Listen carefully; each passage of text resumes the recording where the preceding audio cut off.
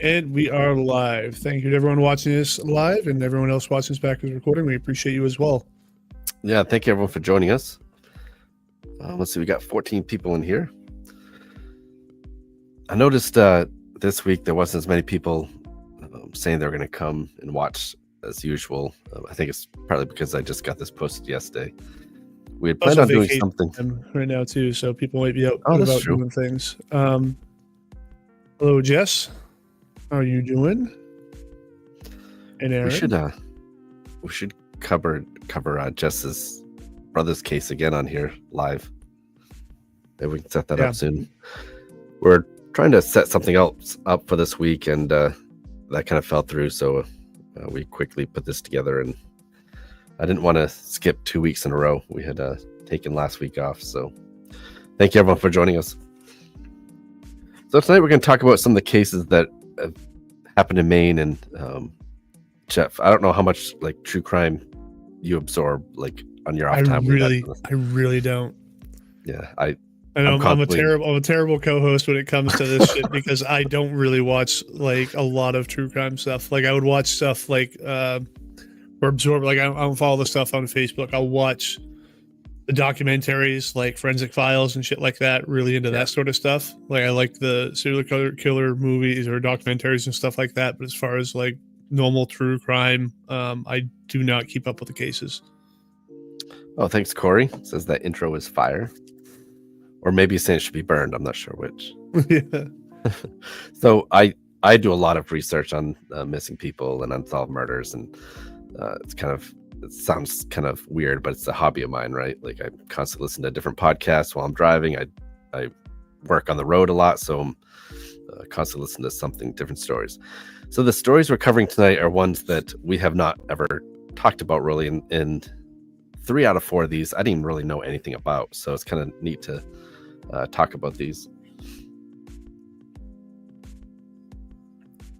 Oh, she says YouTube again. It did notify me, but wouldn't let me chat. Well, we see you now, Stephanie. Yeah, thanks for joining us. Brooks says, Jeff, glad you're doing better. Yeah. Travis shouldn't have even told anyone that I wasn't feeling good. Thank you, Travis. You yelled at me already. Thank you, Brooks, for bringing that up. But I appreciate that. Yeah. Hello, Peter. All right, so the first case we're going to talk about is Robert Leon Desmond. I'm not sure how many people have heard about this case. 10-year-old boy who went missing September 1st, 1964. I'm sorry, August 1st. August 1st, 1964. That's why I should write those out and not put the number 8 up there. From Kennebunk, Maine. So it's a sad story because Robert was 10 years old. His sister, in some of the articles I've read, was very vocal about what she thought had happened that night. But apparently Robert's father had a drinking problem, was kind of violent when he was drinking. And the night that Robert disappeared, she said that her older sister hid her under a bed. She heard a lot of fighting, arguing going on. She ended up finding Robert on the ground, on the floor in the house, and she tried to pull Robert out of the way, but then her mom saw her doing that. So she got scared and she went and hid in a closet. So that's the last time she saw Robert. She did notice that her sister had actually climbed out of a bedroom window. She had used her bed sheet to climb out the window. That's the last time she'd seen her brother Robert. The next morning when she woke up, Mom said, "Oh, look, Robert must have stole money out of my purse." She had her purse opened up on the table. "I think Robert stole money from my purse and he must have ran away." And that's what she believed growing up, was that he had run away, until, as an adult, she realized that, there's a lot of stuff going on in the house that night. And unfortunately, Robert never did return home. Quite many years later, I think it was like 10 years later, they did do a search because a lot of family members had said there was a dirt basement and to check the basement. And they did search in the basement for his body, but they never did find him. And then to the right is a rendition of what he would look like today if he was still alive. So I'm not sure if you guys have ever heard that story. I'll say hello to you as well, Linda. Oh, Stephanie says, my commute is long. I do listen to this type of thing on the way. Yeah. But just a sad story, you know, Kennebuck. I think you hear a lot more about some of the other cases down that way than this one. Like I said, it's one that I wasn't familiar with at all. I think I might have like passed by it, and there's very little online about his case. Yeah, I'd never heard of that before. Yeah. I just gotta say, this photo, like, did they have that touched up by like AI or some shit? Yeah, I think it. Yeah, because the original photo does look a lot blurrier and older. This looks like it's been cleaned up quite a bit. It looks like it could have been taken like within the last few years. Yeah. So Nancy's asking, did they ever search the grounds? To my knowledge, the only thing they did search was the basement, and they probably maybe ran a cadaver dog around the property. But like I mean, was that even something that they would do back in '64 though? Did they even have dogs trained for bodies? I don't know. Back around that time? Should Google that real quick. Yeah, let's see.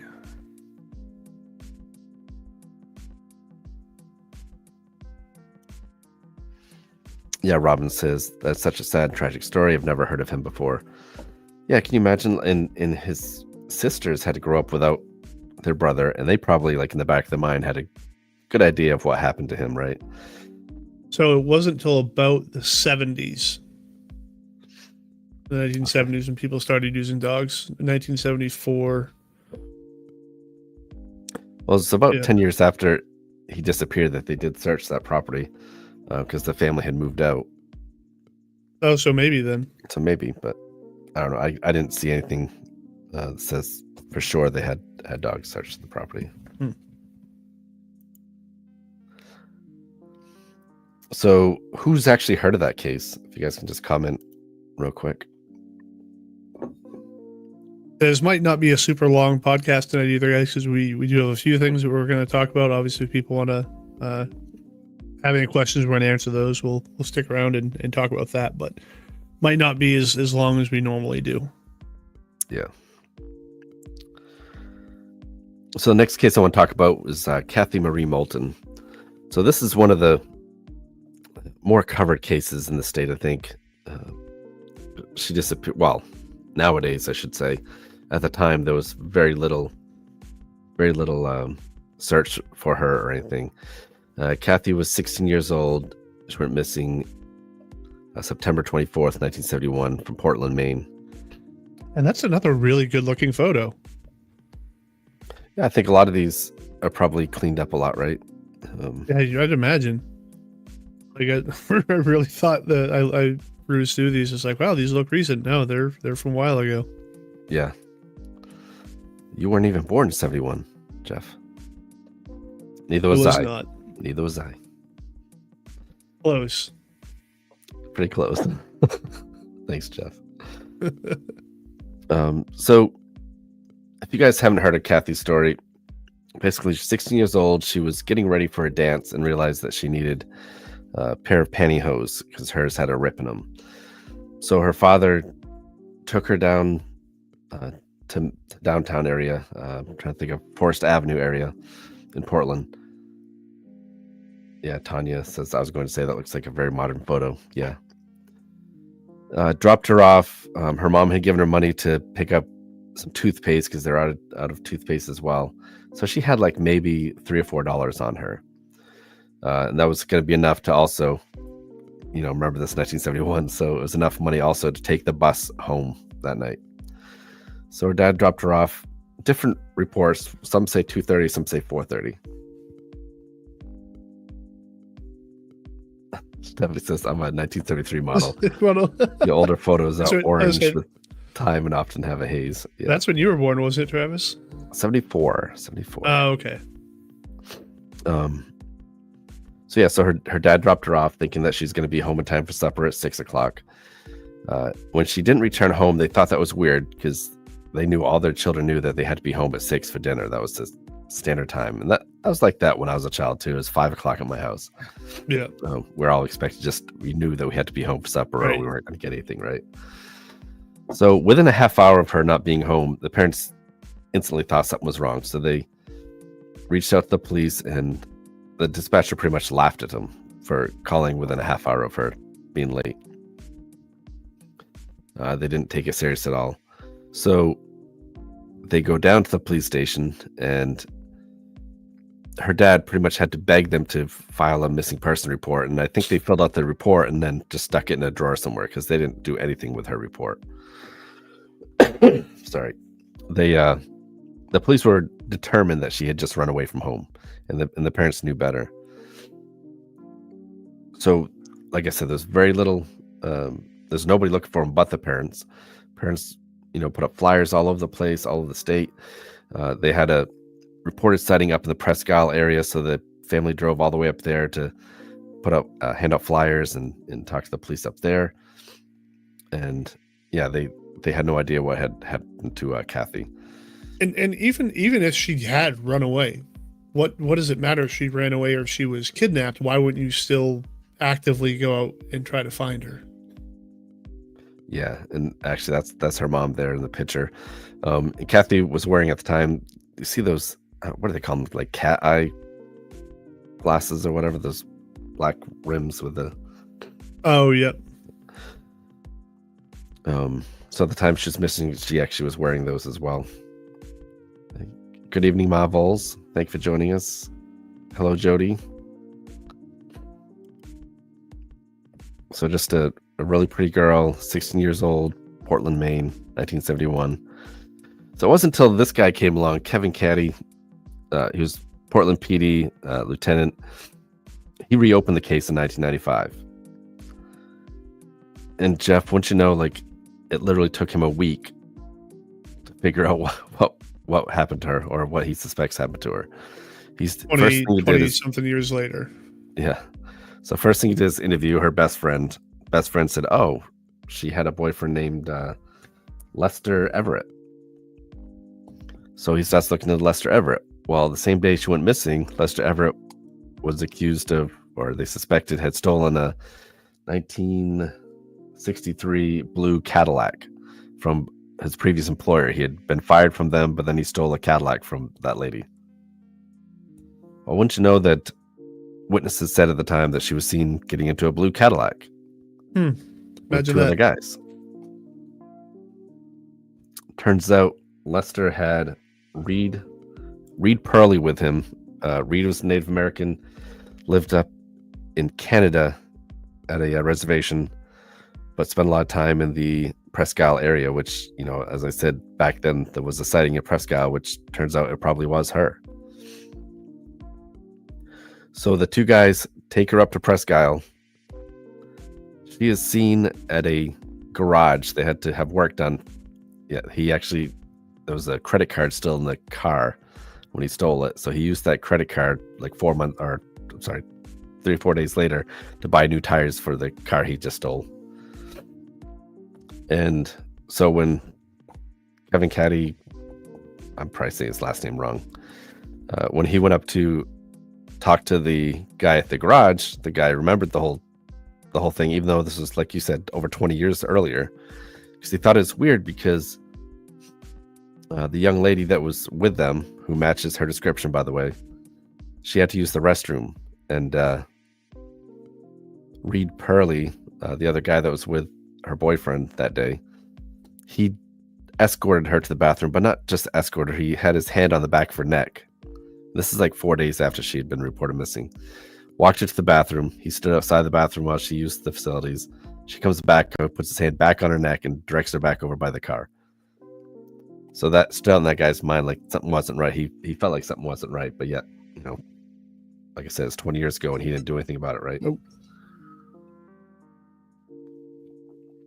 Hey, Sue. Hey, Andrew. Thank you for joining us. Yeah, Peter, I was going to get to that too. There was a search up in the Oakfield area around 1998 for Kathy after a hunter found remains that may have been her. The remains were never relocated. Yeah, so a hunter had come across a skeletal remains with no skull. He could tell it was a female. There was remnants of like a bra, and it was a smaller stature. So he came back out of the woods, called the cops, and they weren't able to find the remains after they went back into the woods. Like he couldn't he couldn't find the location. That's a heartbreaking. That was someone, one way or another. That was someone, whether or not it was her. It was still someone at the end of the day. So when Detective Katie was asking around up there in the Presque Isle area, he talks to this woman who says, "Oh, my dog came home one day with a skull. Looked like a smaller person, like it wasn't an adult skull. It was a teenage like skull, but they thought there was like it was from Indian remains, so they just took it and threw it away." So that would explain why this other skeleton didn't have a head, right? Potentially because it's in the same area. So multiple people remember her up there. She went by the name Candy, but they could pick her out of a lineup saying, "Yeah, this girl right here, this is Candy. She worked with us up on a potato farm. She was there for, I think, about a week with her boyfriend and the other guy, Reed Purley. Lester Everett was her boyfriend. And they all said that she seemed really unhappy, kept saying she wanted to go home, until one night, her boyfriend and her leave the, it's like, I guess it's, I don't know if they did this back in the 70s or not, but I guess it's like a group of early 20-year-olds that would go up there and pick potatoes. Then later on in the year, they'd go down to Florida and pick oranges. Oh, so okay. They kind of like travel back and forth. But one night, Everett left with her, and then when he came back, he said, "Yeah, I got sick of her constant nagging and got rid of that bitch," is what he said. So he told the people that he was hanging out with. When Detective Caddy talked to him, he said he had dropped her off with the other guy, Reed Purley, at the reservation in Canada. What was the name of that? Tobique Point Reservation, New Brunswick, Canada. So the detective then talked to Reed Purley's sister, Jacqueline, who lived in the Tobique Point Reservation, New Brunswick, Canada. Kathy stayed in Jacqueline's home for approximately a month between Halloween and Thanksgiving of 1971. So when did she go missing? September 24th. September 24th. Yeah. So Thanksgiving would be 2 months later, right? So she's alive for at least 2 months. Whoops. So she's alive for at least 2 months. So Jacqueline's story was, everyone on the reservation believed that she was Purley's girlfriend. Their name was Candy. According to Jacqueline, during her month's stay, Candy was seen in the company of a neighbor and relative, Ivan Purley, who lived with Purley's parents. Ivan Purley was known around the reservation as Ivan the Rapist. How's that a moniker? Christ. Jacqueline recalled hearing of Candy running from Ivan's home naked during the height of a blizzard that hit Atlantic Canada. Jacqueline never saw her again after that snowstorm. So that was Jacqueline's story. The lady that had found the skull, the dog had brought a skull home to her. She also recalled seeing, because she lived right in that same area, Purley going into the woods. She used the term dragging a female with him. Apparently they were fighting, said they were loud, and the female acted like she didn't want to go with him. I'm not sure, again, why would you not call the police? Why not? Right. Who does that? They see someone dragging a woman into the woods, and they're like, again. She couldn't say that. She couldn't pick Kathy Moulton out. She wasn't close enough to see that, yes, that was definitely the same person. But it seems weird that, because she knew who Purley was.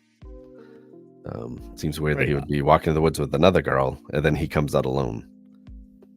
And then the dog finds a skull a couple years later. Like, it's just, I really wish they'd get back up there. Really wish they'd get back up there and search that area.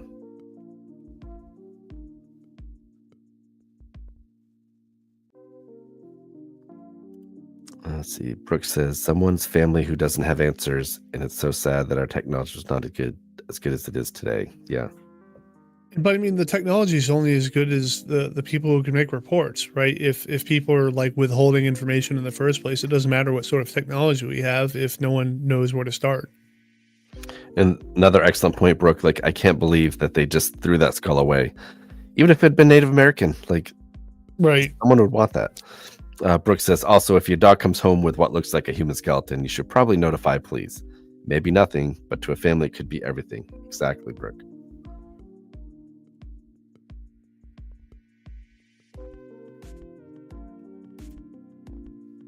Jody says, why would it matter if it's the same person or not? He still had his skull. It should have been called in no matter what. Yeah. Right. Brooke says, doesn't matter if it's Kathy or not. It's not normal to be dragged into the woods. Yeah. It seemed like she was being brought in against her will. Well, I mean, and this is the same neighbor with the skull, right? Yeah. So whoever this is just the worst neighbor ever. Doesn't matter.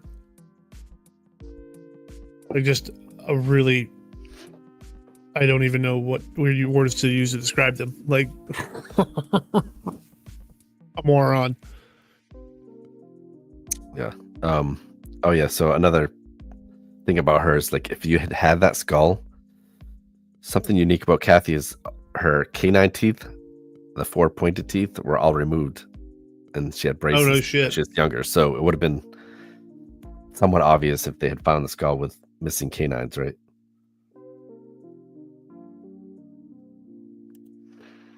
And generic, good question. Just a thought: if the guy left the woods, why not go check on the girl? Well, because this person was obviously a very selfish person. Yeah, I don't know. They don't say like how old she was or anything like that. I don't know if she's an older person or not, but I mean, even older, letting someone know. So let me get back to the detective there. Kevin Cady, he actually wrote a book about it, and you can find that on Amazon or wherever you buy books. It's called Kathy Moulton Missing and Endangered. He wrote a book about the case, and his belief is that she's either on the reservation land, like either in the basement of the house that Pearlie lived in, or the surrounding area. But they don't have jurisdiction to get up there and check it out. Tanya says, was she a moron or a liar? Brooke says, it's also odd to know. Yeah. Don't be around someone known as a rapist. Yeah, it's her cousin. Ivan the Rapist. What a fucking wild nickname. Hi guys, I don't think it makes different, but was she seen Canadian Thanksgiving or USA Thanksgiving? So everything I've read, they talk about like November 25th area, so US Thanksgiving. When is the Canadian Thanksgiving? No idea.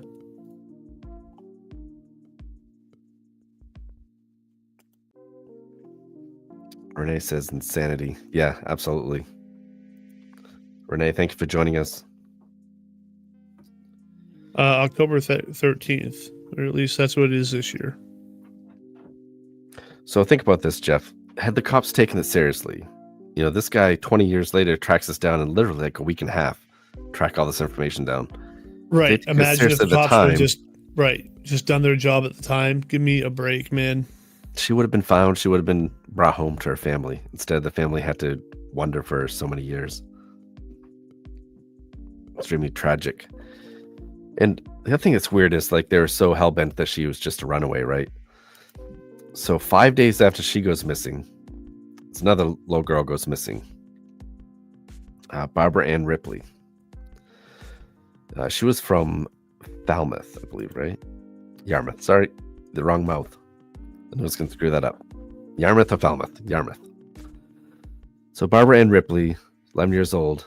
She went missing September 29th, 1971. So literally 5 days after Kathy Moulton disappears. Let's see, anything else? To go back to that, Ivan the Rapist and a lady with a skull and witnessing a girl be dragged to the woods, but no one thinks she needs help, right?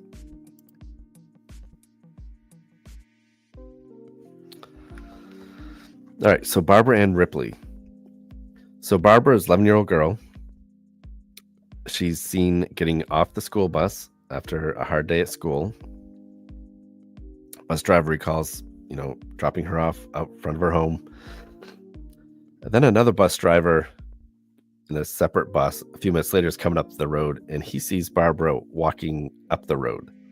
So she didn't go into her house. She actually walked up the road. Yeah, Sue. So this is another case that's kind of quiet. Like, not a lot of people talk about it. And I think actually state police say they've solved this case is solved, but I know they are pushing to try to get this reopened. Sue says, my father had a business and did many houses in Yarmouth. I wonder if he knew about this.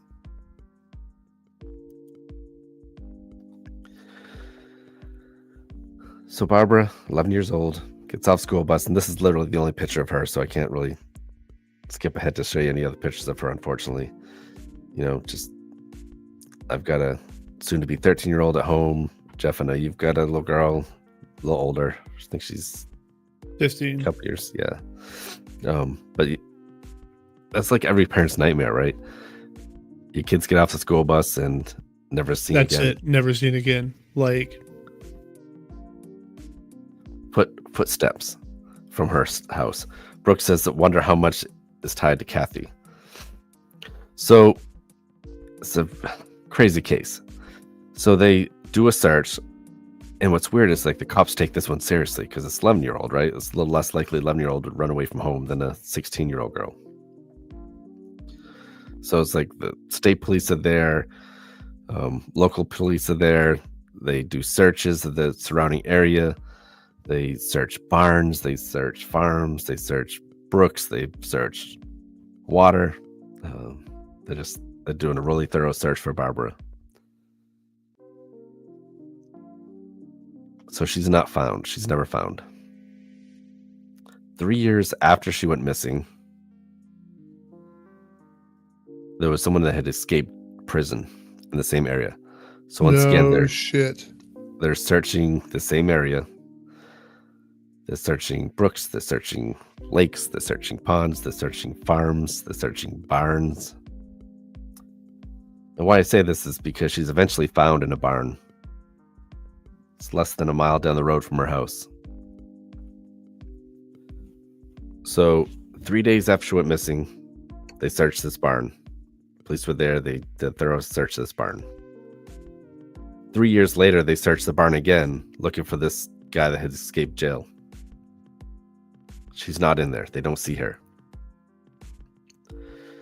10 years later, this guy had purchased the home, with the farm, and he's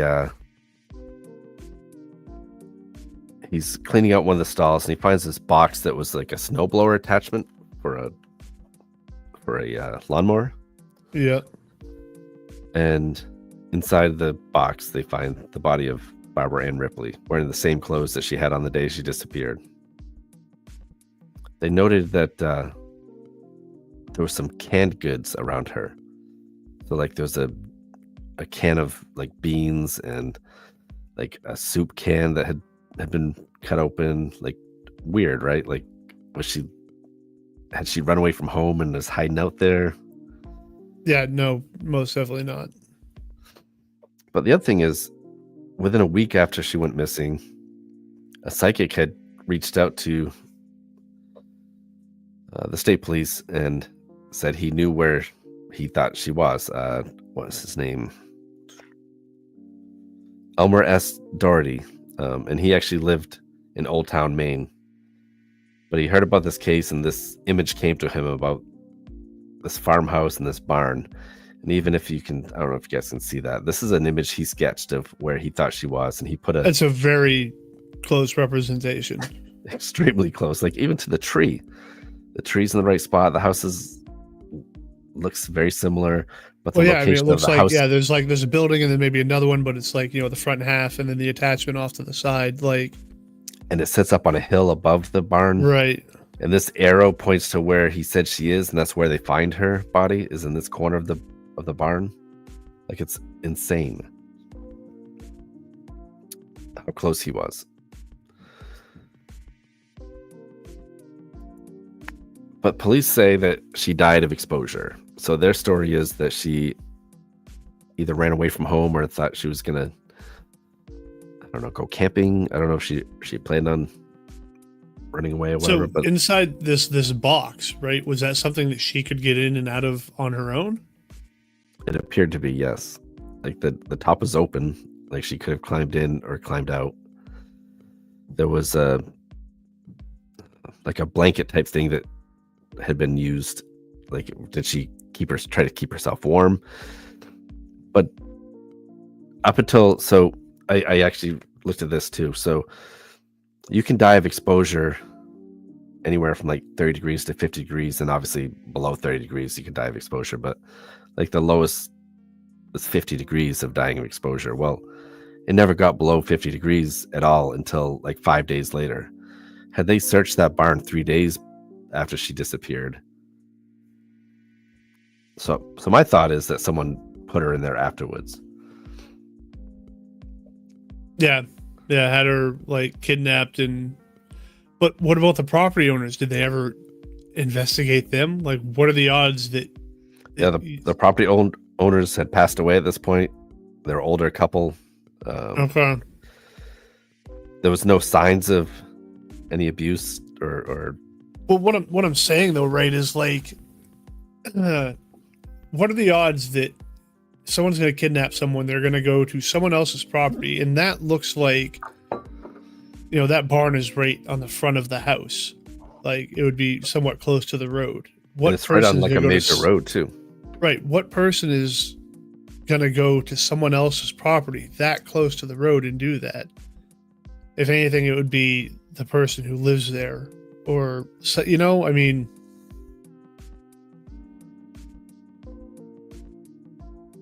I don't know. It's all fucking wild.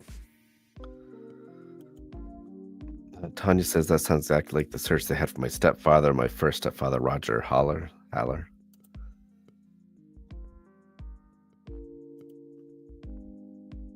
Renee says, "Oh, WTF, yeah." It's crazy too. Parents were not as strict back then because these things don't happen here, right? This is from Brooke. Now they have to be around to get the kids off the bus. Like, schools want to drop them off that young if there's no one home. Yeah, exactly. And actually, because of this school district and many others in the state of Maine changed their pickup policies, made it mandatory that adult has to sign the kids out or whatever, or have a listing of who's allowed to pick your children up, type of thing. I'm trying to catch up some of these comments.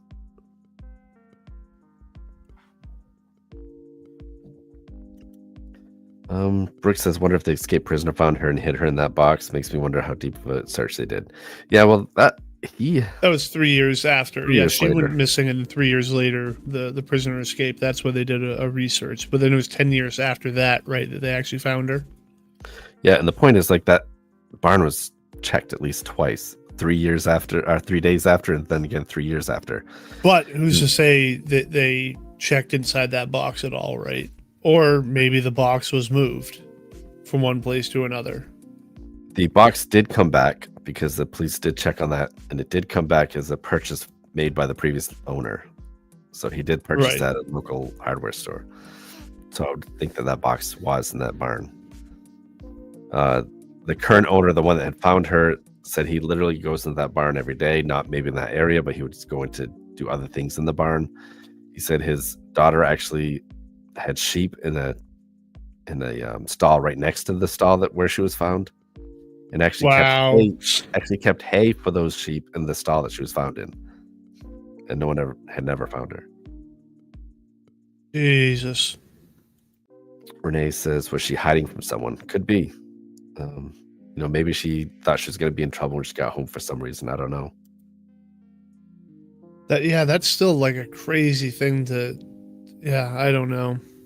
And Renee, another good question. I don't have the answer to this. Did the owners have older kids living with them? Did someone maybe entice her to come over there, come hang out at the barn?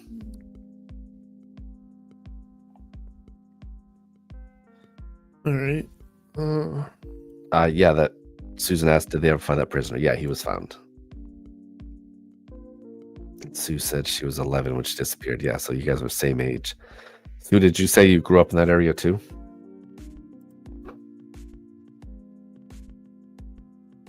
Yeah, that psychic did a good job drawing it. He actually, there's another picture I didn't put on here, but he wrote up a statement and had some other information on another picture, but it's kind of like a lot of scribbles and stuff. So I thought this was a good representation of showing how close he was to where she was ultimately found. That's wild. And I know that you're not the biggest believer in psychics or anything. No, but that's, I mean, maybe that guy did it. That's maybe the psychic's a killer. Yeah, Jody says, so you're saying she was there the whole time? I'm not saying that. That's what the police are saying. And nobody found her. If so, that's freaking crazy. 3 days and 3 years, nobody found her. Cops just blow my mind. Absolutely. Oh, well. And Sue said she lived in the Bodenham, Freeport. Parents were divorced. Yeah, but you still, that's pretty close to Yarmouth. And Brooke, I don't have the answer to that. I'm not sure what he was in for. Yeah, I mean, we're getting a little off topic talking about the prisoner. He's just more or less for context that they did search again 3 years later. He's not actually involved in it at all. All right. Deb, good point. No one smelled a decomp. Apparently not. You know, they had animals in there at one point, so maybe they thought it was. Well, that's the thing, right? Is maybe that box or whatever was in a different part of the barn, because what are the odds that one thing has been there for, was there for 13 plus years? Right. But I think you would notice if you ever had to move it that there's a body inside of it. It's gonna, even 11-year-old, there's gonna be quite a bit of extra weight added to it. But actually, maybe it wasn't moved until after she was already decomposed, or. Yeah, and I know Dark Down East, she covered that case as well. I listened to that the other day, so did an excellent job. So if you want to hear more about that case, definitely check it out on her podcast. So, has anyone ever heard of Stanley Kennard? He's another one that you don't see much of. And this one's crazy because that's where essentially I grew up. I grew up in Anson, but like it's literally just a bridge apart. Every day I was in Madison, just about. I have a lot of family that still lives there. Did you ever hear about this? No. Did you ever see like missing posters on any telephone poles like Kim Moreau? No. I mean, this was a year after I was born. Okay, Jeff, still... we know you're young. You're young. Yeah, I'm young. Rub it in.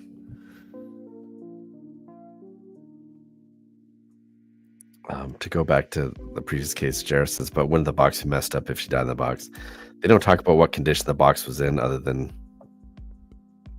I guess it was okay.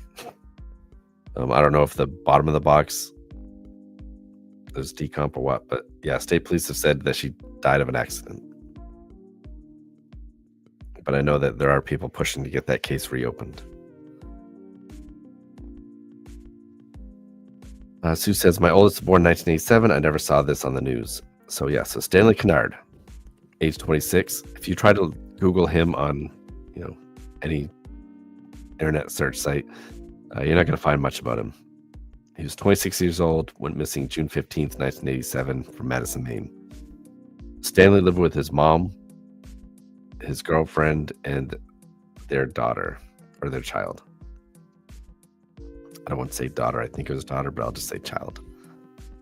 So when he supposedly was left to go to Old Orchard Beach to find work. When he left, he took a picture of his child and then left with just basically the clothes on his back, allegedly. It wasn't until about a month later that his mom reported missing because no one had heard from him. And really, for him, there's absolutely nothing. Like, it's weird, Jeff, that the girlfriend didn't try to search for him, or isn't more on social media about him at all. Like, literally, this is the only slide I have for him.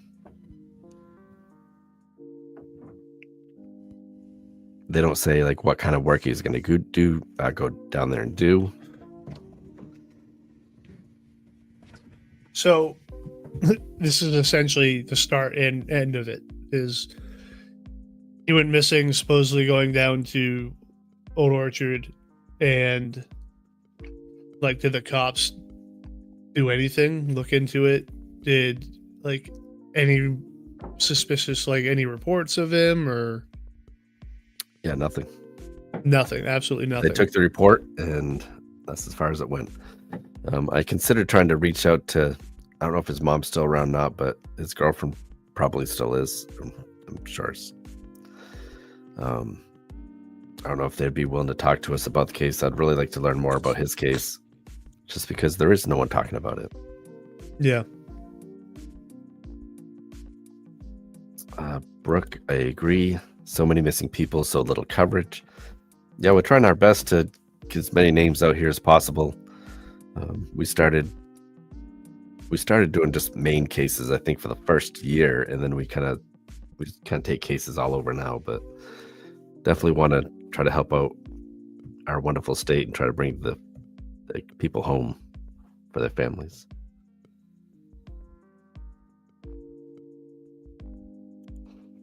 Jody, that's a good point. Like, that's what my thought was too. Why did he take a picture of the kid before he left? He must have known he wasn't coming back. You know, he might have just left town and didn't want to come back.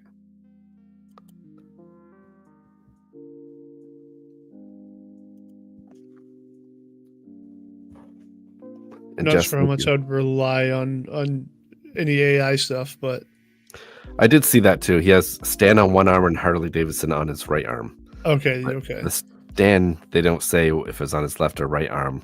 The family members or whoever reported that must not have remembered if it was the right or left arm. So yeah, thank you, Jess. So yeah, we just kind of want to jump on here and at least do something tonight where we had skipped a week already. I didn't want to have you guys lose interest in following these cases. So I want to jump on and cover a few of the cases that are a little lesser known here in Maine. But if you guys have any cases you guys want us to talk about, please either you can text that number there on the screen, or you can send us a message on the Facebook page. And yeah, we'll try to set something up, Jess, and do another coverage of your brother. We'll do it live this time. We'll get something figured out when you got time. Usually it's, well, you know, when our schedule is usually Wednesdays at 6 p.m. Eastern. So yeah, just let us know, Jess. And Renee, I know you guys have a lot going on with your sister's case, but if you ever want to talk about that on here, we're always here for you as well.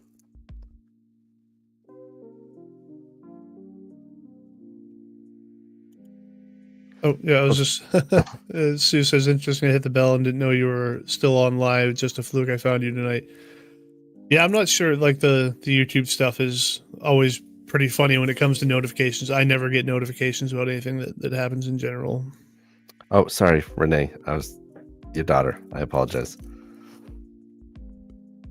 But yeah, unless anyone has any more questions, we'll probably wrap it up there. Like I said, a bit of a shorter one tonight. But you know, this is the sort of thing that hopefully might bring more attention to these sort of cases. You know, sharing them out helps a lot. And message from Jess there. Thank you. Yes, most definitely look forward to that. I'm no longer on Messenger. We'll reach out to you. Okay, fantastic. Can't wait to hear from you, Jess.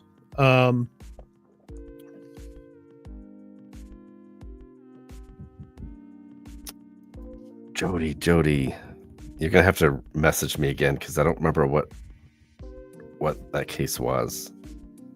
I apologize. Brooke, yes, we've talked to Graham's mother. Tammy's doing a wonderful job with his case, getting the word out for him. And we've covered Graham a couple different times on here as well. But yeah, once with his mom on here.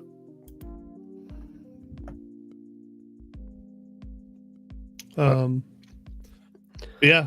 Well, thanks to everyone for tuning in and joining us. Sorry, I just had to listen to us blabber on, but We do Yeah, I mean, appreciate what do you you guys being think?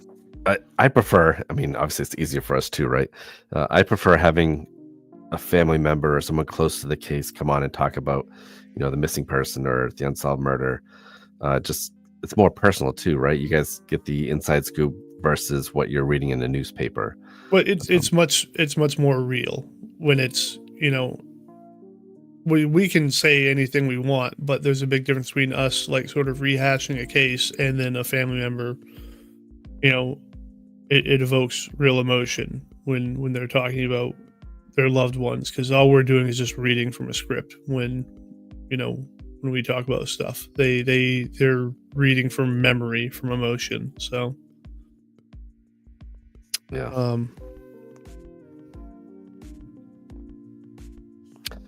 All right. Well, thank you everyone for joining us. Yeah. Thank you guys all. I hope you all have a great rest of your night. And we'll see you next week, hopefully. Yeah, thank you. All right, I'll give the video, Travis. Search for 5-year-old Taylor Williams led investigators to Alabama this week. So we have some breaking news from Florida. An arrest has been made in connection. After years of agony, a glimmer of hope for the family. Investigators spent hours searching through this house off Pennsylvania Avenue. What could be a major development in the search for missing Alabama teenager. Tonight, a stunning twist in the search for Taylor. Somebody out there knows something. They want to lay him to rest their way, not by somebody else's way.